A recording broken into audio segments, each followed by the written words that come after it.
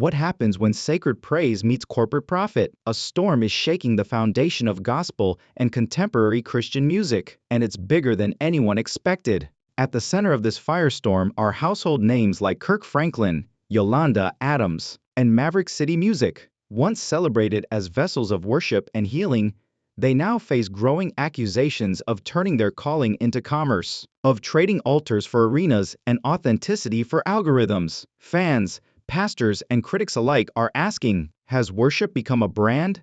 Has Sunday praise been repackaged for Spotify streams and tour sales? What started as a conversation has now become a reckoning, one that could redefine the future of gospel music as we know it. And in this video, we're digging deep into the controversy, the receipts, and the raw emotion behind it all. Because this isn't just about music anymore. It's about the soul of worship itself. This isn't just about music anymore. It's a battle for the very soul of gospel. And what Yolanda Adams just said? It changed everything. The Christian music world is on fire. And not from revival, but from a cultural and spiritual divide that's shaking pulpits, pews, and platforms alike. In one corner, contemporary Christian music, polished, marketable, backed by big labels and designed for crossover appeal. In the other, traditional gospel, raw, spirit-led, and rooted in generations of Black worship that can't be duplicated by studio perfection. Caught in the eye of the storm are names like Maverick City Music, Kirk Franklin, and Yolanda Adams herself, all now under fire as the internet explodes with debate. Is gospel music being whitewashed in the name of mainstream acceptance? Has CCM become more about performance than presence? Are artists sacrificing spiritual authenticity for streams, sales, and spotlight? Yolanda Adams broke the silence in a bold, unfiltered interview, questioning whether today's worship still glorifies God, or if it's bowing to an industry that's quietly reshaping the sound of praise. And after what she said, nothing will be the same. A flurry of responses followed, with gospel fans accusing CCM musicians of tokenizing Black voices and cultural appropriation, and Maverick City defending their partnership with Kirk Franklin. The worst part is still to come. You will be astounded by the amount of money engaged in this war of devotion. Many fans and even pastors are beginning to call out the theological compromises, industry manipulation, and profit streams that we're uncovering in this in-depth analysis. When Maverick City's team was accused of diluting the gospel in order to increase ticket sales, you won't believe what they said. Wait until you hear Kirk Franklin's response. It becomes intriguing at this point. So pay close attention as we explore the true conflict between CCM and gospel. And musical style isn't the only factor. It has to do with influence, integrity, and identity. We must first go back to the very beginnings of Christian music in America in order to comprehend the current maelstrom encircling Maverick City, Kirk Franklin, and Yolanda Adams. You see, CCM and gospel music weren't always mutually exclusive. Although they were raised in quite different churches, cultures, and communities, they both began as musical manifestations of their faith. First, let's talk about gospel. Gospel music, which originated in early 20th century Black churches, was never merely for amusement. It was a ministry. Joy, resistance, hope, and grief gave birth to it. Gospel was more than simply church music. African American communities used it as a language of survival during times of social injustice, racism, and segregation. The groundwork was established by pioneers such as Thomas Dorsey, Mahalia Jackson, and James Cleveland. Deep theology, emotive, spirit-led performance, and call and response worship were the foundations of gospel. It was powerful without a record deal. All it needed was the truth. Switch to contemporary Christian music CCM, which began to gain popularity in the 1960s and 1970s, mostly in white evangelical settings. Michael W. and Amy Grant are examples of artists. Smith and Stephen Curtis Chapman popularized pop and rock influenced faith-based music to suburban churches and radio listeners. CCM was polished, hygienic, and made to be mass-produced. These two genres developed distinct audiences, charts, and most importantly, budgets throughout time. The funding for CCM grew significantly. Worship music became a multi-billion-dollar industry thanks to record labels like Capitol Christian Music Group and Provident Music Group, both of which are owned by large corporations. Singing about Jesus, artists filled arenas, topped Billboard charts, and went on mega-churches. In the meantime, gospel was frequently underfunded, underpromoted, and underappreciated despite its impact and unparalleled vocal prowess. Style wasn't the only factor in this split. It has to do with access, class, and race. Gospel musicians have had to battle for recognition. Their music was classified as niche or urban. Some gospel musicians were even deterred from crossing over because labels were afraid that their message or their blackness would alienate mainstream Christian listeners. Despite the fact that many CCM singers were greatly influenced by gospel sounds, here's the unsettling reality. White CCM singers copied the inventions and vocal styles of many black gospel performers without giving them credit or payment. But it doesn't stop there. The tension that exists now was actually caused by this isolation. Now fast forward to the present. Maverick City Music's ascent was meant to close that disparity. Instead, it further uncovered the fault lines. Why? Because you get controversy, misunderstanding, and yes, a lot of money when you combine the soulful intensity of gospel with the elegant branding of CCM. And believe me, people were really curious in what transpired when Maverick City partnered with Kirk Franklin. We'll explore the event that rekindled this cultural conflict in the following section: the Yolanda Adams backlash, Maverick City's explosive partnerships, and the mounting idea that gospel is being repackaged for financial gain. And wait till you hear Yolanda's actual remarks against the commercialization of worship.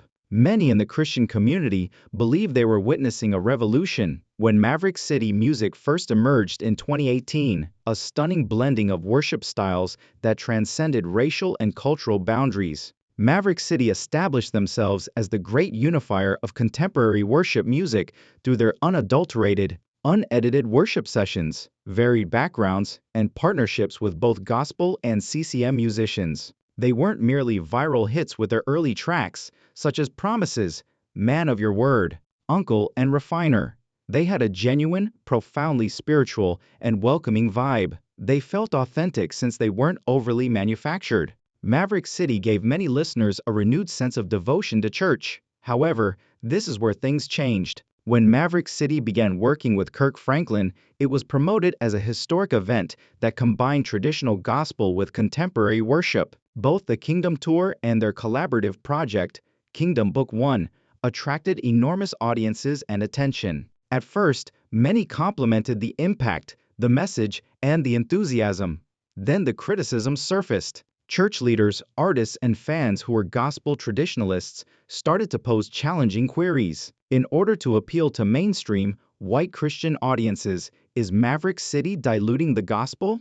Do partnerships with gospel icons like Kirk Franklin serve as a means of preserving credibility? Is worship becoming a commercial stage production? Then, in a widely shared podcast, gospel legend Yolanda Adams fanned the flames. Look, her remarks were like thunder, yet she didn't mention names. Worship is no longer ministry. It's marketing if it resembles a concert rather than a spiritual experience, and if you care more about brand deals than shattered hearts before God. Fans immediately surmised that she was alluding to the growing commercialization of Christian music, Maverick City's extensive tours, and their meticulously controlled social media content. The timing was also unavoidable.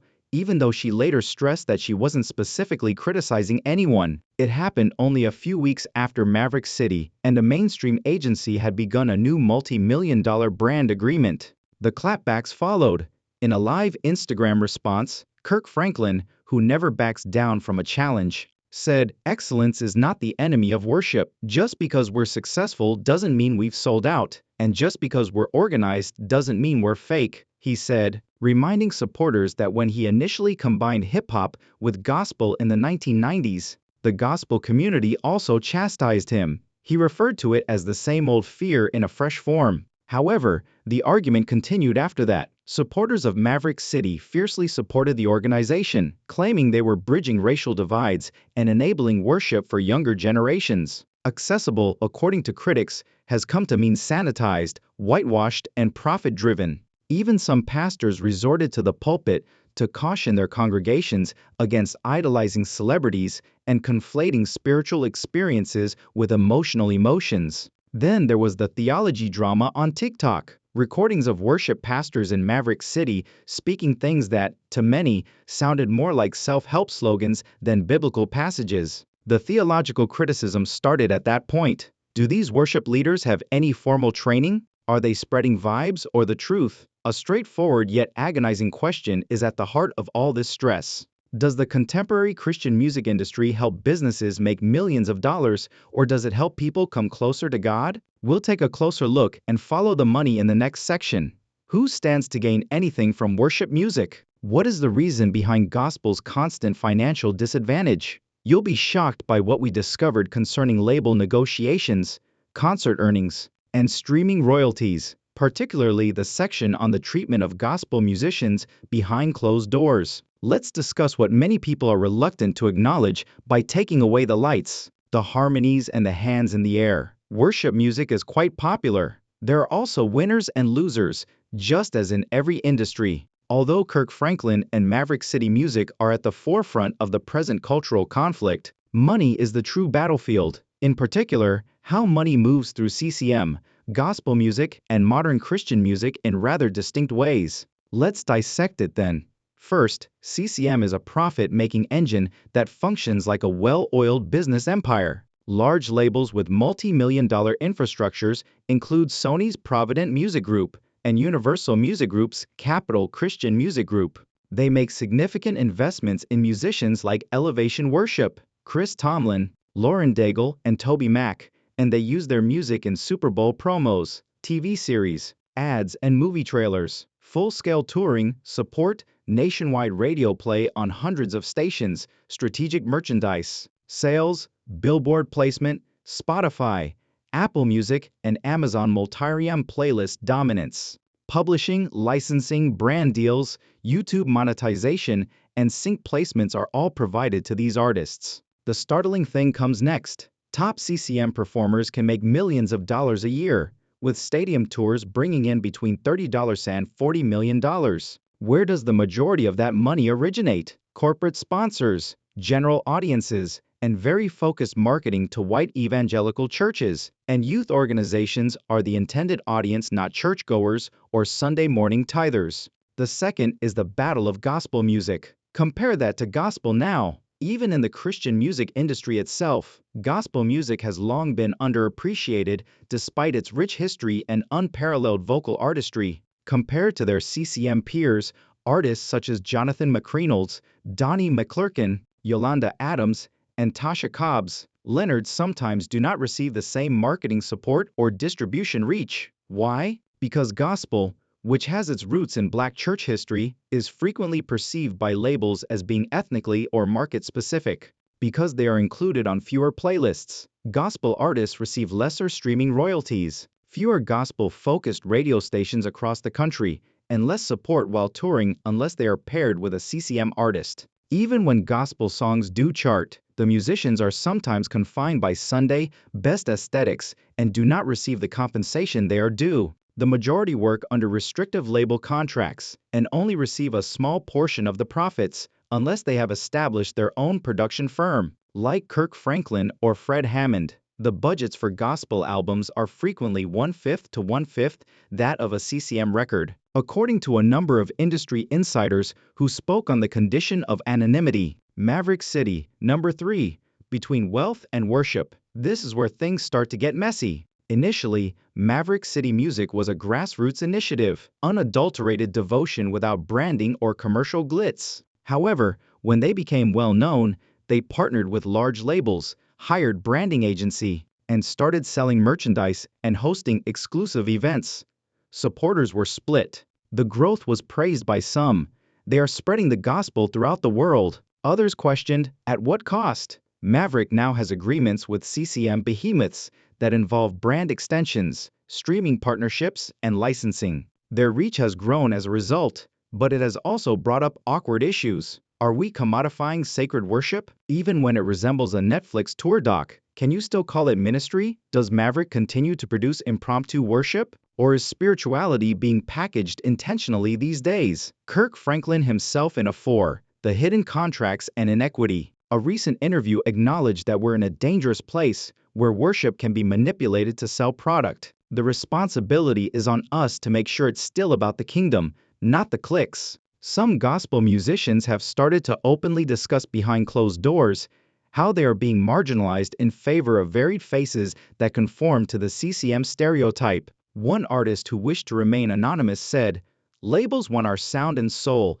but not our stories or our struggle. They'll put a black voice on the track, but push it to a white singer with a broader appeal." Some even allege that gospel collaborations are carefully engineered, not for unity, but for expanding CCM market share into urban demographics. Furthermore, the gospel voice is frequently relegated to the background after the marketing campaign is complete. The cruel reality is that while CCM musicians with less skill but greater commercial appeal are walking the red carpet, winning Grammys, and making enormous sums of money, the gospel industry is full of spirit-filled giants who lead modest lives. We will reveal more about the theological tension that is now developing in the following part. Do contemporary worship songs still have a biblical foundation, or are they being created for easy radio play and emotional appeal? And the next time you hit play, you'll be reconsidering what worship pastors are now cautioning about feel-good faith. We have so far dissected the money trail, the industry,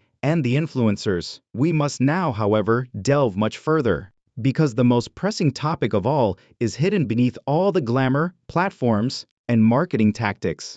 Has worship shifted away from truth and toward emotion? Millions of people are joining in on songs like Bethel, Hillsong, Elevation Worship, and Maverick City at churches, conferences, and live broadcasts. Even while these songs are frequently stirring and compelling, a lot of theologians and pastors are now raising concerns. Are these songs based on the Bible? Are they attracting people to a sentiment or to Christ? Is modern worship developing theology or just tapping into emotionalism? Let's dissect it. First, the contrast between theological depth and upbeat lyrics. Gospel music used to be based on doctrine, scripture, and testimonies. Songs like Total Praise and Never Would Have Made It were more than just pleasant tunes. They were founded on biblical allusions and theological realities. However, more and more worship songs these days, particularly in CCM, contain ambiguous terminology. Love, light, hope, you, breakthrough, freedom.